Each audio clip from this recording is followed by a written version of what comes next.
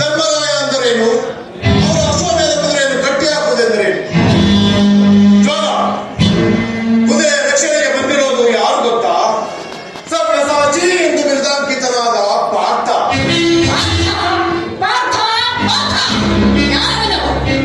ಪಾರ್ಥ ಶರಣಾಗತ ರಕ್ಷಕ, ಶತ್ರುಗಳ ವಿಧ್ವಂಸಕ. ವಂಚನೆಗಳಿಂದ ಶತ್ರುಗಳ ವಿಧ್ವಂಸಕನೇ. ಪಾರ್ಥ, ನಿಮಗೆ ಶ್ರೀ ಕೃಷ್ಣ ಬೆಂಬಲವಿದೆ.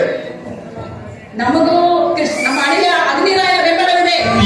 ಅವನ ಸಹಾಯದಿಂದ ಪಾಂಡವರ ಸೈನ್ಯವನ್ನೆಲ್ಲ ಸುಟ್ಟು ಬೂದಿ ಮಾಡಿ ಜಯಶಾಲಿಯಾಗಿ ಮೆರೆದಾಡಿ.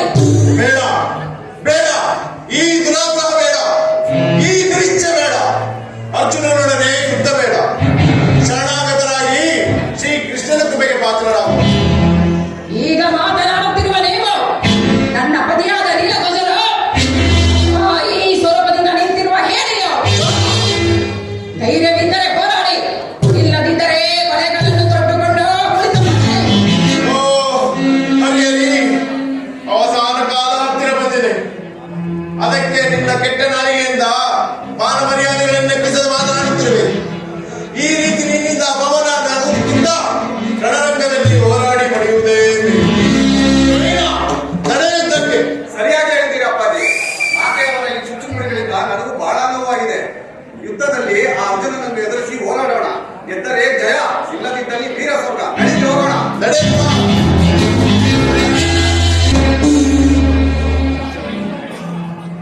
ಜಾಮಾತ ಅವ್ಯಮಾನ ಪ್ರತ್ಯಕ್ಷನಾಗು. ಅತ್ತೆ, ಹೆಣ್ಣು ಕೊಟ್ಟ ಅತ್ತೆ ತಾಯಿಯ ಸಮಾನ ಅಂತ ಶಾಸ್ತ್ರಗಳು ಹೇಳಿದ್ದಾರೆ. ಈ ತಾಯಿಯ ಸಮಾನರಾದ ಅತ್ತೆ ಮಾತನ್ನು ನಡೆಸಿಕೊಡುವುದಾಗಿ ವಚನ ಕೊಡು. ಕೊಟ್ಟಿದ್ದೇನೆ, ಹೇಳಿ. ನನ್ನ ಪತಿಯನ್ನು ಅರ್ಜುನನ ಮೇಲೆ ಸೈನ್ಯಕ್ಕೆ ಕಳಿಸಿದ್ದೇನೆ. ಅರ್ಜುನನ ಸೈನ್ಯವನ್ನೆಲ್ಲ ಧ್ವಂಸ ಮಾಡಿ ಜಯವನ್ನು ತಂದುಕೊಡು. ಇದು ಅರ್ಜುನನ ಸೈನ್ಯವನ್ನು ನಾನು ಧ್ವಂಸ ಮಾಡಬೇಕು. ವಚನ ಕೊಟ್ಟಿದೀಯಾ, ನಡೆಸು. ಸರಿ.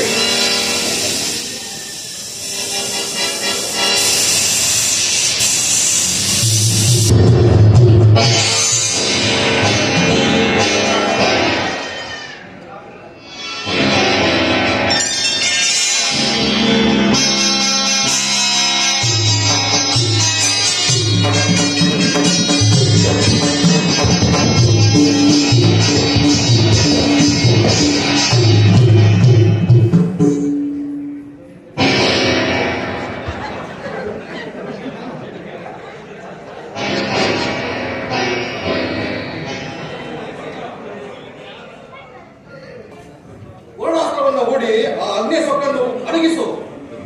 ಕುಮಾರ, ಭಕ್ತಿಗೆ ಸೋಲೋ ಹಾಗೆ ಅಗ್ನಿ ಶಕ್ತಿಗೆ ಸೋಲೋದಿಲ್ಲ. ದೇವ ಅವಿವಾಹನ, ಕೃಪೆ ಮಾಡು. ದೇವ ದೇವ, ಯಾವ ಅಪರಾಧಕ್ಕೋಸ್ಕರ ಈ ಧ್ವಂಸಕ್ಕೆ ನಾಗೆ ಚಾಚಿದೀಯ? ನನ್ನ ಅತ್ತೆಯ ತೃಪ್ತಿಗೋಸ್ಕರ. ನಿನ್ನ ಅತ್ತೆ ತೃಪ್ತಿಗೋಸ್ಕರ ನಿನ್ನ ಅಳಿಯಂತನ ಧ್ವಂಸ ಮಾಡೋದು ನ್ಯಾಯವೇ? ನಿನ್ನ ಕುಂಡದಿಂದ ಜನಿಸಿದ ಪಾಂಚಾಲಿಯನ್ನ ಕೈ ಹಿಡಿದು ನಾವು ನಿನ್ನ ಅಳಿಯಂದಿರಲ್ಲ. ಕಾಲಭವನವನ್ನ ಅಗ್ನಿಗೆ ನೈವೇದ್ಯ ಮಾಡುವ ನಾನು, ಅದನ್ನು ಮೆಚ್ಚಿ ಗಾಂಧಿವಾ ಕೊಟ್ಟು ನೀವು ಮರೆಯೋದು ಮನುಷ್ಯ ಸಹಜಗಳು. ಆ ಗುಣ ದೇವತೆಗಳಾದ ನಿಮ್ಮಲ್ಲೂ ಇದೆ. ದೇವ, ಧರ್ಮರಾಯ ಮಾಡೋ ಯಾಗದಲ್ಲಿ ಅವಿರ್ಭಾಗ ದೇವತೆಗಳಿಗೆ ಸಲ್ಲೋದು ನಿನ್ನ ಮುಖಾಂತರ ತಾನೆ. ಅದನ್ನೆಲ್ಲ ಮತ್ತು ಕ್ಷುದ್ರನಾಗಿದ್ದೀಯ.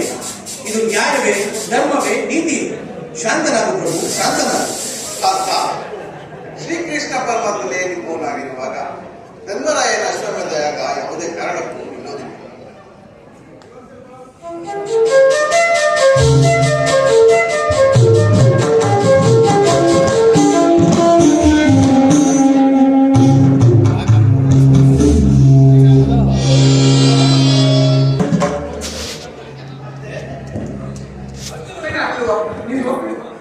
ಆತನನ್ನು ಅರಮನೆಗೆ ಕರೆಸಿ ಆತನನ್ನು ಸತ್ಕಾರ ಮಾಡಿ ಮನೋದರ ಕುಂಡಕ್ಕೆ ಶರಣಾಗತೆ ಶರಣಾಗತೆ ಶರಣಾಗತೆ.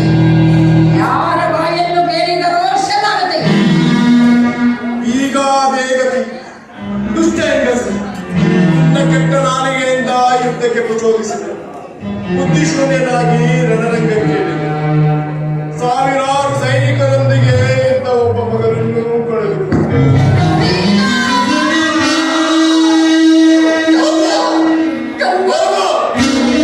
ಅರ್ಜುನನ ಪಾದಗಳ ಮೇಲೆ ಬಿದ್ದು ಕ್ಷಮೆ ಬೇಡು. ಹೋಗು. ನಿಮ್ಮ ಕೈಯಲ್ಲೂ ಆಗಲಿಲ್ಲ, ನಮ್ಮ ಅಳಿಯನ ಕೈಯಲ್ಲೂ ಆಗಲಿಲ್ಲ. ಈಗ ನನ್ನ ಕೈಯಲ್ಲಿ ಏನಾಗುತ್ತೆ ಅಂತ ತೋರಿಸ್ತೀನಿ ನೋಡಿ.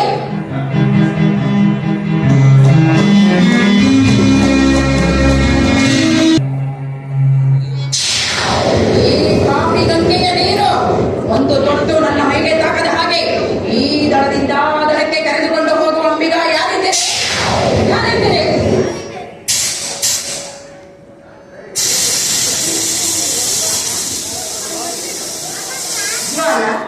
ಯಾಕೆ ಹೀಗೆ ಹೇಳ್ತಾ ಇದೆಯಾ? ಗಂಗೆಯ ಒಂದು ತೊಟ್ಟು ನೀರು ತಾಕಿದರು ಜನ್ಮ ಜನ್ಮಾಂತರದ ಪಾಪಗಳು ಕಳಿತವೆ ಅಂತ ಶಾಸ್ತ್ರ ಪುರಾಣಗಳು ಹೇಳ್ತಾ ಇರುವಾಗ ನೀನ್ ಯಾಕೆ ಹೀಗೆ ಹೇಳ್ತಾ ಇದೆಯಾ? ಹೇಳ್ತವೆ, ಶಾಸ್ತ್ರಗಳು ಪುರಾಣಗಳು ಹೇಳ್ತವೆ. ನೀನು ಪಾಪಿಷ್ಟೆ. ಶಿಖಂಡಿನ ಮುಂದೆ ನಿಲ್ಲಿಸಿ ನಿನ್ನ ಮಗ ಭೀಷ್ಮನನ್ನು ಕೊಂದ ಆ ಅರ್ಜುನನಿಗೆ ನೀನೇನ್ ಮಾಡ್ದೆ? ಭೀಷ್ಮ ಏನ್ ಮಾಡ್ದೆ? ಇಲ್ಲ ಇಲ್ಲ, ಯಾರು ನನ್ನ ಮಗ ಭೀಷ್ಮನ ಮರಣಕ್ಕೆ ಕಾರಣನಾದನು? ಆ ಅರ್ಜುನ. ಇನ್ನಾರು ತಿಂಗಳಲ್ಲೇ ಅವನ ಮಗನ ಕೈಯಿಂದಲೇ ಮರಣವಾಗಲಿ.